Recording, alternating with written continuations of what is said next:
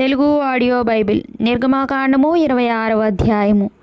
మరియు నీవు 10 తెరలతో ఒక మందిరమును చేయవలను. నీల ధూమ్ర రక్తవర్ణములు గల పేనిన సన్నపు నారతో వాటిని చిత్రకారుని పని అయిన కెరూబులు గల వాటినిగా చేయవలను. ప్రతి తెర పొడుగు 28 మూరలు, ప్రతి తెర వెడల్పు 4 మూరలు. ఆ తెరలన్నిటికీ ఒకటే కొలత. 5 తెరలను ఒకదానితో ఒకటి కూర్చవలను. మిగిలిన 5 తెరలను ఒకదానితో ఒకటి కూర్పవలెను. తెరల కూర్పు చివరను మొదట తెర అంచున నీలి నూలుతో కొలుకులను చేయవలెను. రెండవ కూర్పు నందలి వెలుపలి తెర చివరను అట్లు చేయవలెను. ఒక తెరలో 10 కొలుకులను చేసి ఆ కొలుకులు ఒకదానినొకటి తగులుకున్నట్లు ఆ రెండవ కూర్పు నందలి తెర అంచున 10 కొలుకులను చేయవలెను. మరియు 10 బంగారు గుండీలను చేసి ఆ గుండీల చేత ఆ తెరలను ఒకదానితో ఒకటి కూర్పవలెను. అది ఒకటే మందిరమగును. మరియు మందిరము పైన గుడారముగా మేక వెండ్రుకలతో తెరలు చేయవలెను. 11 తెరలను చేయవలెను. ప్రతి తెర పొడుగు 30 మూరలు, వెడల్పు 4 మూరలు. 11 తెరల కొలత ఒక్కటే. 5 తెరలను ఒకటిగాను 6 తెరలను ఒకటిగాను ఒకదానికొకటి కూర్పవలెను. 6వ తెరను గుడారపు ఎదుటి భాగమున మడవవలెను. తెరల కూర్పునకు వెలుపలనున్న తెర అంచున 10 కొలుకులను, రెండవ కూర్పునందలి తెర అంచున 10 కొలుకులను చేయవలెను. మరియు 10 ఇత్తడి గుండీలను చేసి ఒకటే గుడారమగునట్లు ఆ గుండీలను ఆ కొలుకులకు తగిలించి దాన్ని కూర్పవలెను. ఆ గుడారపు తెరలలో మిగిలి వేలాడు భాగము అనగా మిగిలిన సగము తెర మందిరము వెనుక ప్రక్క మీద వేలాడవలెను. మరియు గుడారపు తెరల పొడుగులో మిగిలినది ఈ ప్రక్కను ఒక మూరయు ఆ ప్రక్కను ఒక మూరయు మందిరమును కప్పుటకు ఈ ప్రక్కను ఆ ప్రక్కను దాని ప్రక్కల మీద వేలాడవలెను.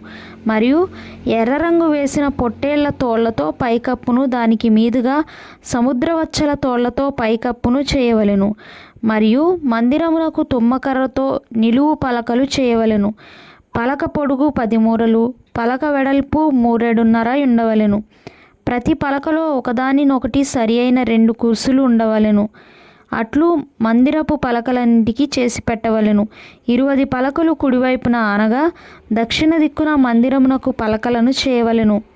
మరియు నొక్కొక్క పలక క్రింద దాని 2 కుసులకు 2 దిమ్మలను, ఆ 20 పలకల క్రింద 40 వెండి దిమ్మలను చేయవలెను. మందిరపు రెండవ ప్రక్కను అనగా ఉత్తర దిక్కున ఒక్కొక్క పలక క్రింద 2 దిమ్మలు, 20 పలకలును, వాటి 40 వెండి దిమ్మలు ఉండవలెను. పడమటి తట్టు మందిరము యొక్క వెనుక ప్రక్కకు 6 పలకలను చేయవలెను. మరియు ఆ వెనుక ప్రక్కను మందిరం యొక్క మూలలకు 2 పలకలను చేయవలెను.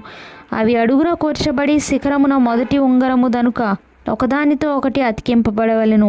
అట్లు ఆ రెంటికి ఉండవలెను. అవి 2 మూలలకుండును. పలకలు 8, వాటి వెండి దిమ్మలు 16. ఒక్కొక్క పలక క్రింద 2 దిమ్మలు ఉండవలెను. తుమ్మకర్రతో అడ్డకర్రలను చేయవలెను. మందిరం యొక్క ఒక ప్రక్క పలకలకు 5 అడ్డకర్రలను, మందిరం యొక్క రెండవ ప్రక్క పలకలకు 5 అడ్డకర్రలను, పడమటి వైపున మందిరం యొక్క ప్రక్క పలకలకు 5 అడ్డకర్రలను ఉండవలెను. ఆ పలకల మధ్య నుండి నడిమి అడ్డకర్ర ఈ కొస నుండి ఆ కొస వరకు చేరి ఉండవలెను. ఆ పలకలకు బంగారు రేకును పొదిగించి వాటి అడ్డకర్రలుండు వాటి ఉంగరములను బంగారుతో చేసి అడ్డకర్రలకును బంగారు రేకును పొదిగింపవలెను. అప్పుడు కొండ మీద నీకు కనుపరచబడిన దాని పోలిక చొప్పున మందిరమును నిలువబెట్టవలెను. మరియు నీవు నీల ధూమ్ర రక్తవర్ణములు గల ఒక అడ్డతెరను పేనిన సన్న నారతో చేయవలెను. అది చిత్రకారుని పని అయిన కెరూబులు గలదిగా చేయవలెను. తుమ్మకర్రతో చేయబడి బంగారు రేకు పొదిగిన 4 స్తంభముల మీద దాని వేయవలెను. దాని వంకులు బంగారువి, వాటి దిమ్మలు వెండివి. ఆ అడ్డతెరను ఆ కొలుకుల క్రింద తగిలించి సాక్ష్యపు మందసము అడ్డతెర లోపలికి తేవలెను. ఆ అడ్డతెర పరిశుద్ధ స్థలమును అతి పరిశుద్ధ స్థలమును వేరు చేయును. అతి పరిశుద్ధ స్థలములో సాక్ష్యపు మందసము మీద కరుణాపీఠమునుంచవలెను. అడ్డతెర వెలుపల బల్లను, ఆ బల్ల ఎదుట దక్షిణపు వైపునున్న మందిరం యొక్క ఉత్తర దిక్కున దీపవృక్షమును ఉంచవలెను.